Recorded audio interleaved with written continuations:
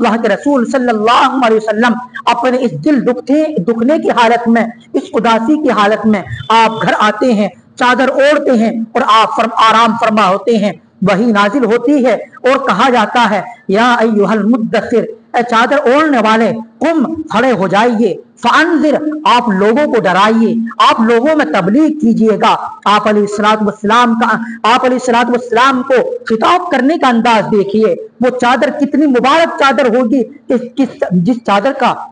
اللہ نے تذکرہ کیا، اے کملی والے، اے چادر اوڑھنے والے کھڑے ہو جائیں اور آپ لوگوں کو ڈرائیے۔ ذرا میرے بھائی سوچیں، آپ علیہ السلام کو اس کلمہ حق کی وجہ سے کتنا ستایا گیا۔ آپ باہر نکلتے تھے، اوباش قسم کے، غنڈے قسم کے، آپ کو مارتے تھے، آپ کو پریشان کرتے تھے، آپ کو تکلیفیں دیتے تھے، آپ کی گزرگاہوں کے اندر کانٹے بچھاتے تھے، آپ کے گردن مبارک کے اندر اونٹ کی اوجڑی ڈالتے تھے، آپ کو پاگل کہا جاتا تھا، آپ کو دیوانہ کہا جاتا تھا، آپ کو جادوگر کہا جاتا تھا، آپ پر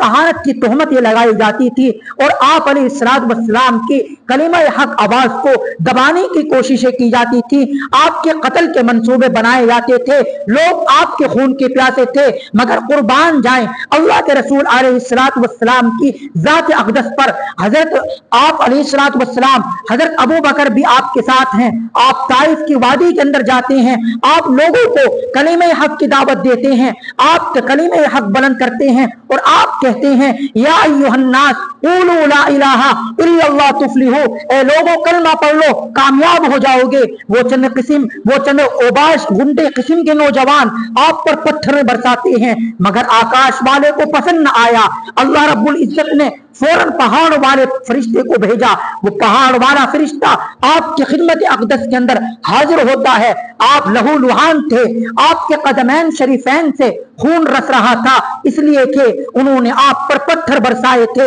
آپ پر سنگ باری کی تھی۔ حضرت زید بن حارثہ آپ کے سامنے آڑے بن گئے، اتنے میں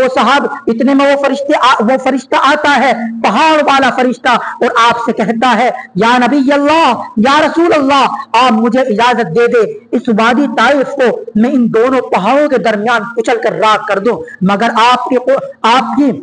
ذات رحیمی پر قربان جائیں، آپ کی رحمت للعالمین پر قربان جائیں کہ لوگوں نے آپ کو ستایا تھا، آپ کو پریشان کیا تھا، آپ کی باتوں کو جھٹلایا تھا، مگر اللہ کے رسول صلی اللہ علیہ وسلم کیا کہتے ہیں ان لوگوں کے بارے میں جنہوں نے آپ کو لہو لہان کیا، جنہوں نے آپ پر پتھرے برسائے، جنہوں نے آپ کو سنگبار کیا؟ آپ کہتے ہیں کہ اللہم اہد قومی فانہم لا یعلمون، اے اللہ میری قوم کو ہدایت دے اس لیے کہ لوگ مجھے نہیں جانتے۔ آپ ان کو چھوڑ دیجئے، یہ لوگ ایمان نہیں لا رہے، ان کی آنے والی نسل ایمان لائیں گی، مگر ان کو ہلاک نہ کیجیے۔ آپ علیہ السلام کے اخلاق